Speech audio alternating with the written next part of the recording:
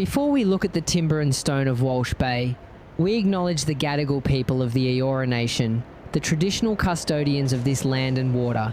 We pay our respects to their elders past and present. This always was and always will be Aboriginal land. Today, Walsh Bay is celebrated as a monument to the people who made modern Australia great. But history depends entirely on who is telling the story. Lately, there's a loud crowd complaining, people who feel offended that their own ancestry isn't celebrated enough, people who claim they don't get a fair hearing in modern history.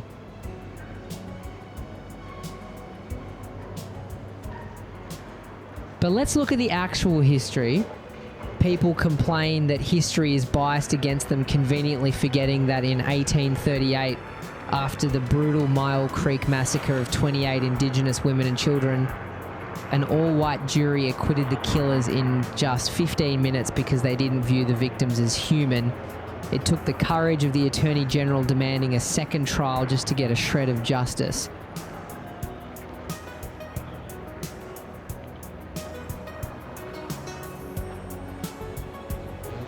People claim they hate modern politics and refuse to vote, forgetting that First Nations Australians were locked out of the federal franchise for generations, only gaining full voting participation in the latter half of the 20th century.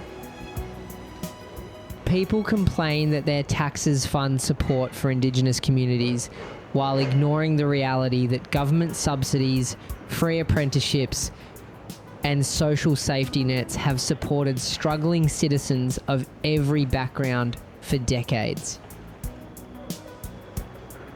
And worst of all, people gloss over the foundation of it all. They forget that when the famous interlocutor Bennelong walked through the bush surrounding this very harbour in 1789, he wasn't looking at a peaceful new settlement.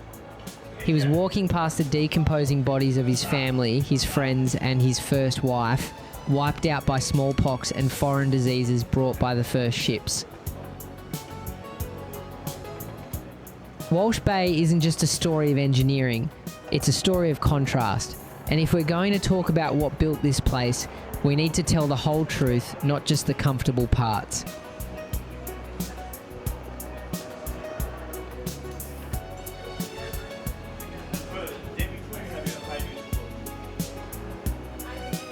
If you visit Walsh Bay today, it looks like a flawless, premium, modern precinct. But look a little closer at the details.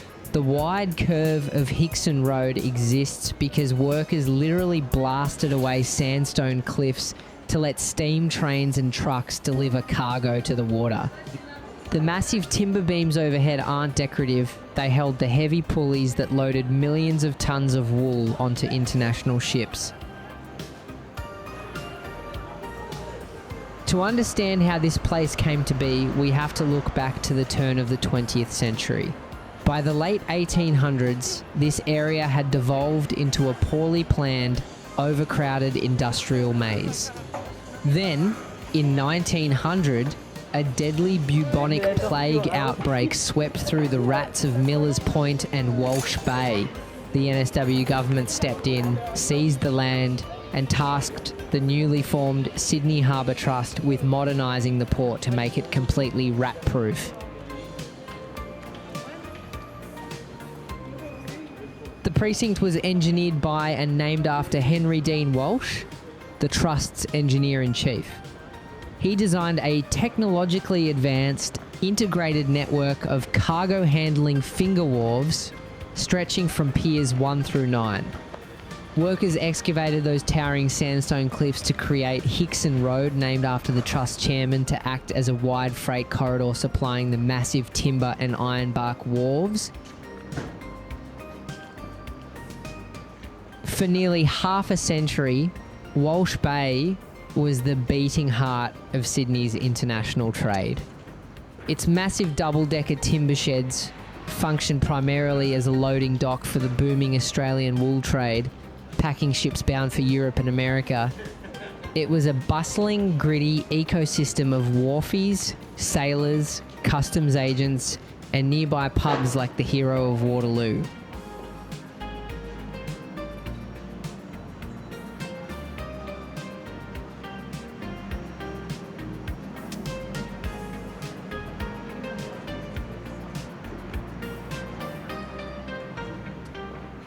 but the introduction of standardised shipping containers in the late 1960s spelled the end for Walsh Bay. The finger wharves were too narrow to accommodate container cranes and massive modern cargo ships, causing commercial maritime traffic to move elsewhere. By the 1970s, the wharves were largely abandoned, crumbling and locked away from the public for decades. Yet, old buildings can have second acts. The transformation sparked in the 1980s when Wharf 4 and 5 was successfully renovated to house the Sydney Theatre Company and Sydney Dance Company. In the late 1990s, a major urban renewal project led by developers and French architect Philippe Robert opened the waterfront to the public for the first time in a century. They cut through the southern ends of the shore sheds to create a continuous waterfront promenade. Today, the fences are gone, the public is back, and the Walsh Bay Arts Precinct is a vibrant cultural hub. I've bent your ears enough for one day, but do me a favour, hit that like button. It truly means the world to me and it helps feed that YouTube algorithm. I want to give a special thank you to my members. Your constant support is what keeps this channel moving forward. If you'd like to join them and help out the channel, you can become a member, or if you think a coffee shout is in order, I've got a buy me a coffee link in the description. Your support is greatly appreciated. Now, enough of me. Let's enjoy the rest of the walk and check out what every holiday maker in Sydney should have on their list. We're heading to the best photo spots in the city.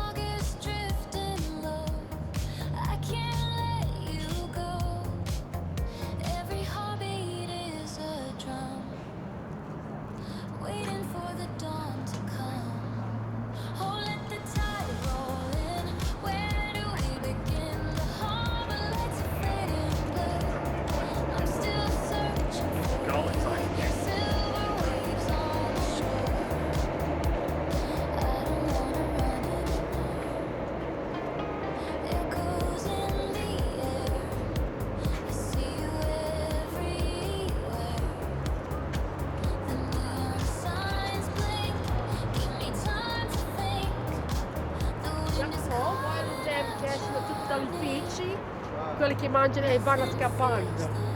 Faccio un po'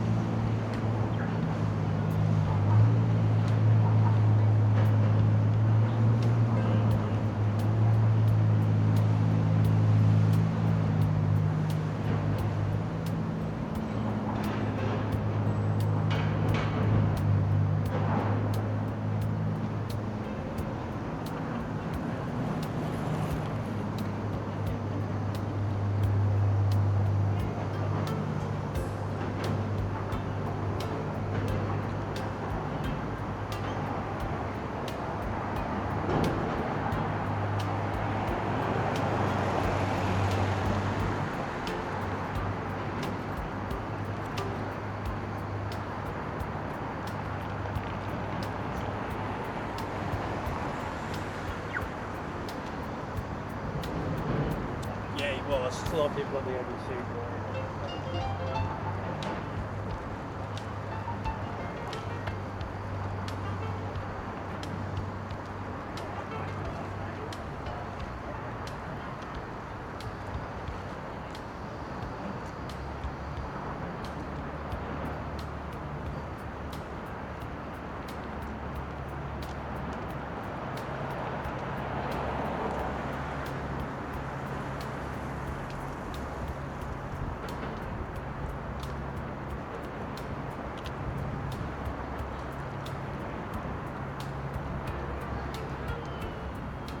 There is a unique texture to Sydney's history, hidden just out of sight of the city's modern skyscrapers.